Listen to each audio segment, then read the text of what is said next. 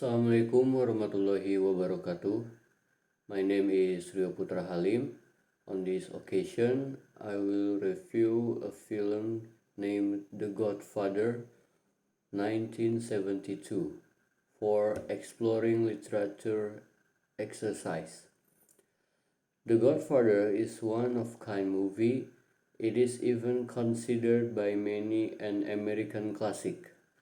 The American Film Institute AFI has The Godfather listed at number 2 in 2008 as one of the greatest films in American culture today.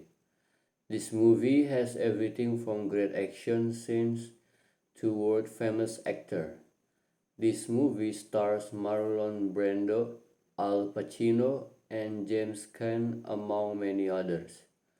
The Godfather portrays one major theme throughout the entire movie, and that's violence.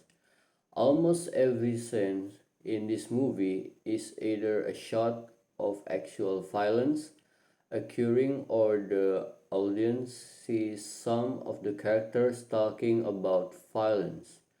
However, it is the violence in this movie that makes it classic it is today. The opening scene in Godfather is a man pleading with Don Vito Corleone, aka Marlon Brando, to hurt some man out of justice for his daughter. This man tells his story about his daughter being taken advantage of by some young man, and it is indicated to the audience that this man's daughter was raped. This opening scene is dark with very little light shown, which set the mood for the entire movie. The audience gets the sense right away that Don Corleone holds the power to make things happen, such as justice and make people pay for the wrong they have caused. After what seems to be an eternity, Don Corleone grants the man his wish to bring justice to his daughter, but in exchange, Don Corleone tells the man that one day in the future he will call upon him for a favor. It is here in this scene that we see that Don Corleone is in charge and that violence is the recurring theme in the entire movie. The next scene is singer Johnny Fontaine, as known as Al Martino, which happens to be Don Corleone's godson. Johnny is there to ask Godfather for his help in landing a lead role in an upcoming movie. Johnny believes that if he gets this role, it will help boost his career and stardom again. With this request, Corleone sent his adopted son, Tom Hagen, to California to make the director of the movie cast Johnny. After the director refused to cast Johnny, Tom Hagen cuts the head of the director's favorite horse and puts it in the director's bed while he is sleeping.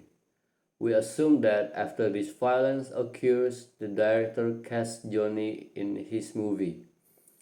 When the camera shoots to the director in bed, there is a lot of blood and the audience actually gets to see a severed horse head. This scene is very gruesome and realistic. After this scene, it is clear that if the Corleone family doesn't get or hear what they want, that they will use any action to make their needs met.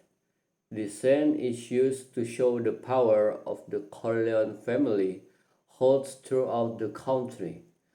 Again, violence was the main objective in this scene. In the upcoming scenes in The Godfather are some of the most important events in the movie because these events are what lead to the continuation of the movie. When Hagen returns from California, the entire Corleone entourage goes to a very important meeting when they meet up with a man named Vigil Solozzo. Tolozo wants Corleone Corporation in protecting the rival Tartaglia family because of their interest in getting start in trafficking heroin. Corleone refused to help because he believed that getting involved with narcotics will destroy his political connection and his reputation. After this meeting, Corleone becomes very concerned and sends one of the biggest men, Luca Brasi, to check in with Solozzo to see what he's up to. About while Brasi is there, his stabbed in the hand is beaten to death. Again, we see violence used as a way to get things done. Brasi is killed because Solozzo is being set up. It comes as a shock to the audience because in this scene, all of the characters are standing calmly talking to one another when all of a sudden a man takes a knife and stabs Bracy's hand into the countertop. The audience get to experience the entirety of how horrific it is for Bracy because the camera is focused on Bracy's hand when the knife goes through it. In this scene, it is clear that other families have efficient ways of handling business. It seems as though there is a competition between the different families, and whoever can do the most damage is the family who holds the most power.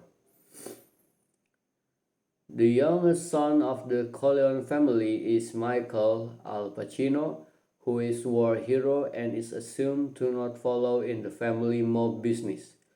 This all changes too when Michael goes to visit his father in the hospital and realizes that there is setup occurring in an attempt to try to kill his father for a second time.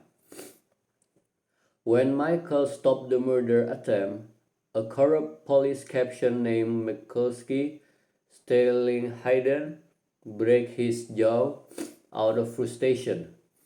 Sonny then retaliates by killing Tartaglia's son. This is almost another touching scene because we see how emotional Corleone's sons are towards their father. The audience really starts to see the meaning of family and how strong their bond is.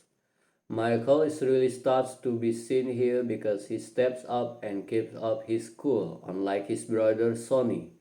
This family is willing to do anything to keep each other together and safe. Even though there is great deal of violence in this movie and around the corner of every scene, there seems to be a murder of or crime being committed there is something else the audience gets to experience, and that is the strength of family unity. The Corleone family has very strong bond and will do anything to keep the family safe and together. We especially see this when Sonny gets a phone call from his sister Connie. Connie proceeds to tell Sonny that she is being abused by her husband.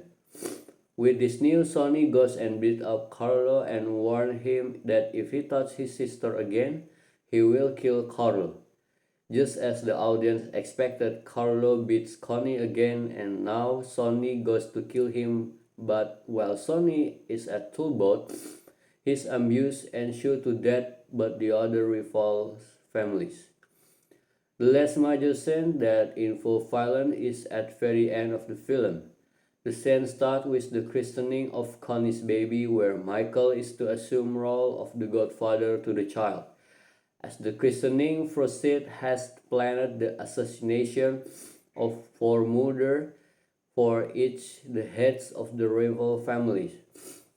While the audience sees shots of the christening taking place, there are also seen shots of the murders of the head of the family. Each head is shot to death, and this shows the power Michael has now. Michael can be doing some completely different but has the control to handle business while doing something so pure, such as being at the christening. There is great irony in that. It shows the value of family but also how the family business will take over Michael's life. Michael, as much as his father had tried to steer Michael away from the family business, is now clearly the new leader and assumed all the responsibility that his father had. Okay, that's all I can say. Thank you very much. Assalamualaikum warahmatullahi wabarakatuh.